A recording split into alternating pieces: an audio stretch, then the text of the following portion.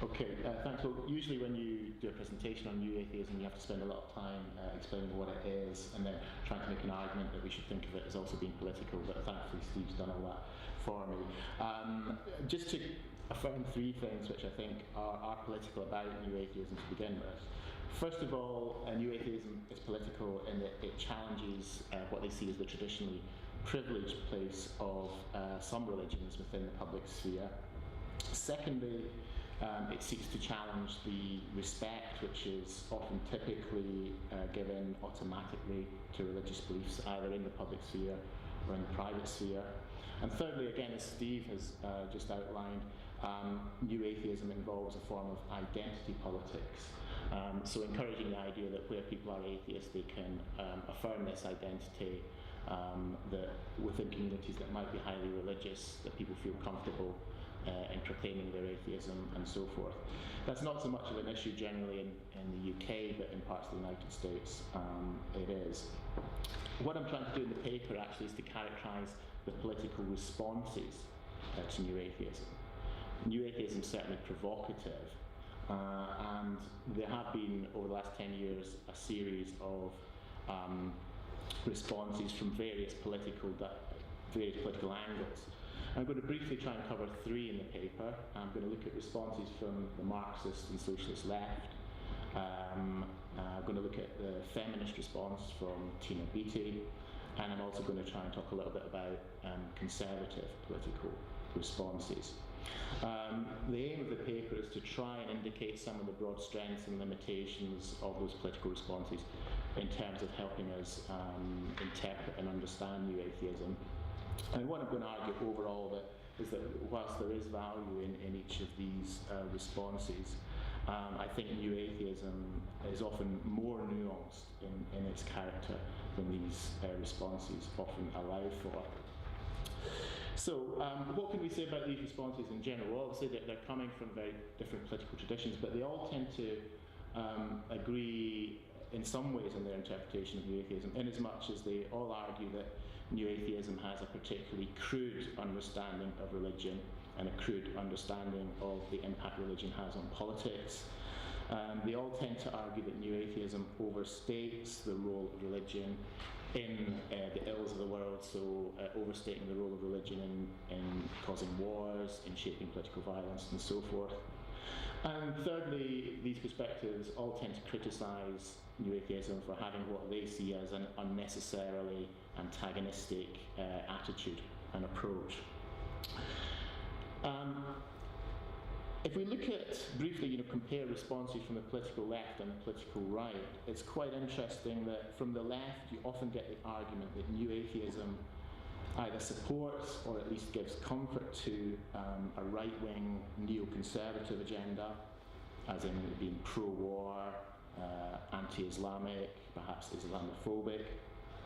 But then from the right you often get the argument that new atheism is the epitome of liberal progressivism, that it fails to understand the value of tradition and may end up leading to moral relativism or even nihilism. So there are, as you might expect, there are some real differences in the interpretations that are offered.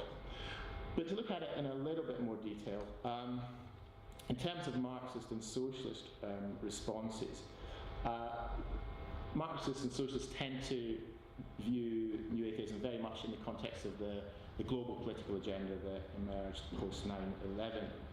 And of course Christopher Hitchens was a very strong proponent, a supporter of the Iraq War. And of course Hitchens himself had, for a lot of his career, he'd been a Marxist, coming from a sort of Trotskyist, Luxemburgist tradition. A lot of people felt very betrayed by the fact that he was now agreeing with the neoconservatives over the issue of Iraq. And they tend to read Hitchens' atheism with this as the background. So it's often argued that the kind of argument Hitchens makes against monotheism and particularly against Islam provides a kind of ideological cover for Bush's war on terror, and it tends to be read that way. And more broadly, you get the argument that New Atheism, and again, Steve has, I think, briefly mentioned this, that New Atheism gives a kind of liberal mask, if you like. It presents itself as enlightened, scientific, rational, kind of gives a liberal mask to support for attacks on Islam and for a neoconservative political agenda.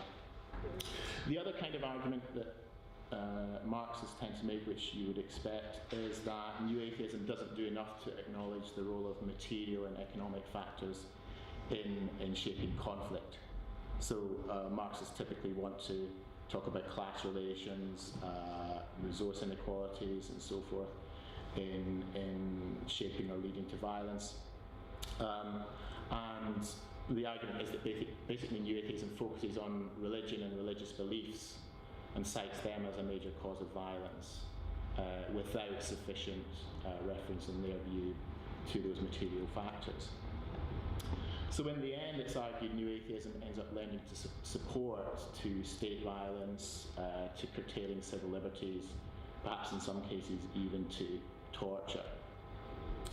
Now, what should we make of these sort of responses? Well, I think one obvious complaint is that the critics tend to be guilty of conflation, as in the different New Atheist authors are bundled together and attached to, neoconservatism and that kind of agenda. In fact, the New Atheists tended to have very different views on the Iraq War. Richard Dawkins, for example, was very opposed to it. At one point, he referred to George Bush as a deeply stupid little oil spick. Sam Harris, interestingly, I mean, he often is seen as the most provocative critic of Islam, but I haven't been able to find much in terms of Harris publicly supporting the Iraq War.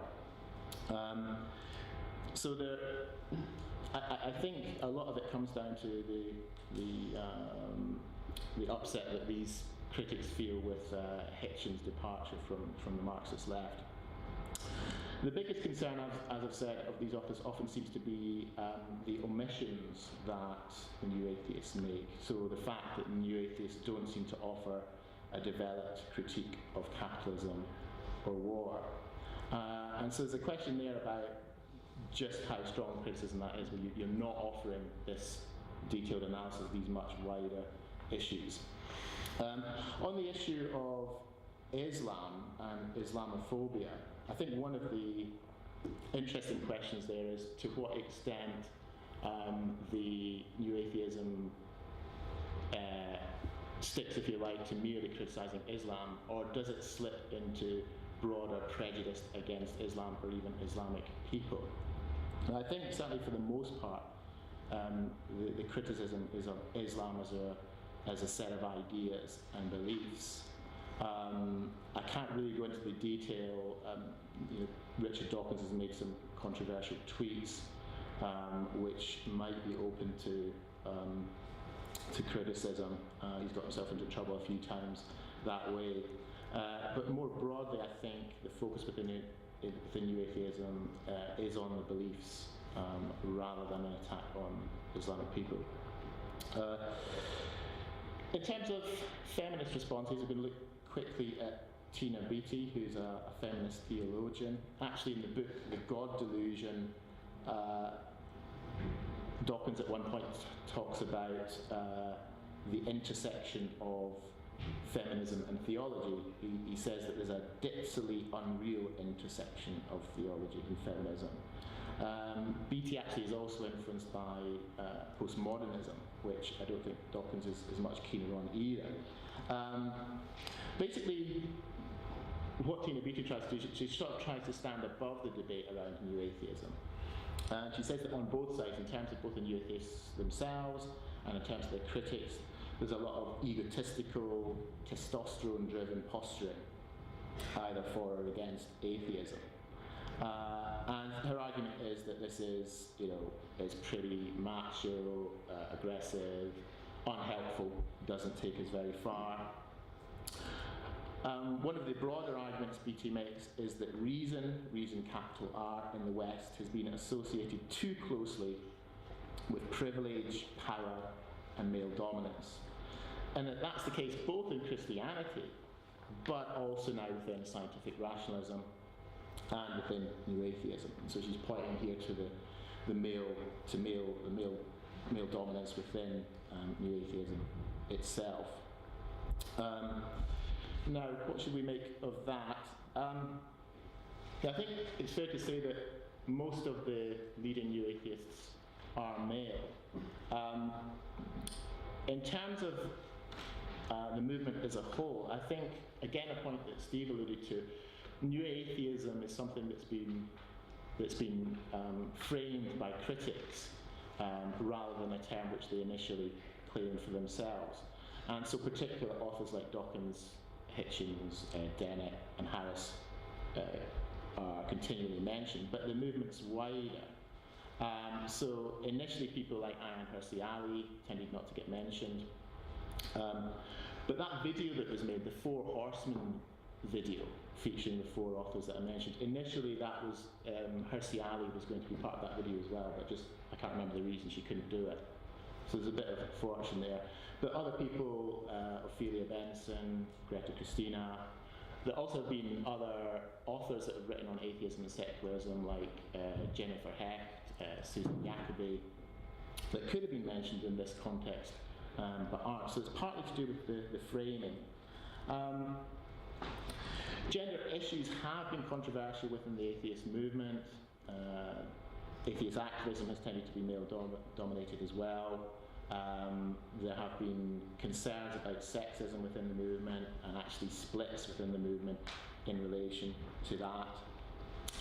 On the point about the sort of aggressive posturing elements of New Atheism, have they been harmful? Well, I think you could make a case they have. If you think about the kind of debates that went around, like Richard Dawkins, is he going to debate the leading evangelical Protestant author, William Lane Craig? There was a lot of macho stuff around that, and probably neither of them came out looking particularly good from it. But a broader point I make there is there's often, particularly in the criticism of New Atheism, there tends to be a view that we'd be much better off if we don't have these kind of arguments. As in, better to have consensus, better to not talk about the difficult issues, rather than having these difficult arguments. And so I don't think it's clear that actually public life would be healthier without those kind of debates. So how long have I got on my time? 3 minutes. Okay, just lastly, on the conservative side, I was going to say a little bit about the political philosopher John Gray, who's been a very persistent critic of New Atheism. For Gray, the New Atheists had this view of human progress. So that within this worldview, history has a direction, and it's a direction where we're getting more enlightened. There's progress in terms of human rights, equality, and so forth. And whatever setbacks or deviations there might be, the trend over the long term is towards progress. And so within New Atheism, the defeat of religion is part of a kind of grand story of human emancipation as we move from superstition and barbarism towards science and enlightenment. Well, Gray argues that New Atheists are historically ignorant or willfully blind, in that atheistic views played a role in 20th century totalitarianism, which he doesn't think they confront that issue enough. He argues New Atheists tend to be deluded because religion isn't disappearing, and it will not disappear, according to Gray. Gray argues we are myth-making, meaning-seeking animals, and religion helps us achieve meaning, and so it won't disappear.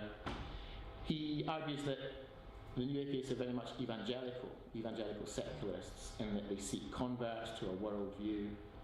But Gray's view is that the worldview New Atheists are seeking to convert people is actually more harmful often than the myths of religion. Now, Gray himself is an atheist, but he says that the myth of human progress is actually more damaging than myths, for example, like the resurrection of Jesus. Because his view is that, in the past, if we refer back to Marxism and so forth, many people took an atheistic view. They thought they were on the side of human progress. They thought they were on the side of history, that ended up in disaster. Now, what can we make of Gray's analysis? Well, I think within the New Atheism there is this broad belief in progress. All I can say there is I think that there are tensions. At one level, New Atheists do endorse this notion of progress. Yet at another level, they can be very apocalyptic. So Hitchens, for example, talked about being convinced that Islamists would bring about world catastrophe and so forth. There are tensions there.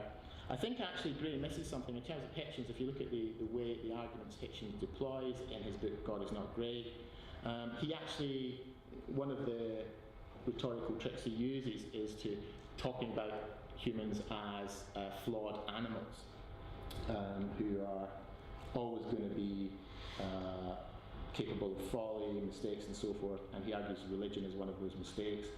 There are some echoes here actually of the kind of arguments Gray himself makes in Straw Dogs. Also, the argument that New Atheists believe religion is going to disappear, I'm not sure they do argue that. I think, as Steve had said, in many ways they are reacting to the perception that actually religion isn't disappearing. So to conclude then, I think the responses to New Atheism often are effective in highlighting some of the simplifications, the way New Atheism often caricatures religion. But the critics I've mentioned, I think, have difficulties in acknowledging the contingency of New Atheism, the specificity of some of the arguments it makes. Leave it there.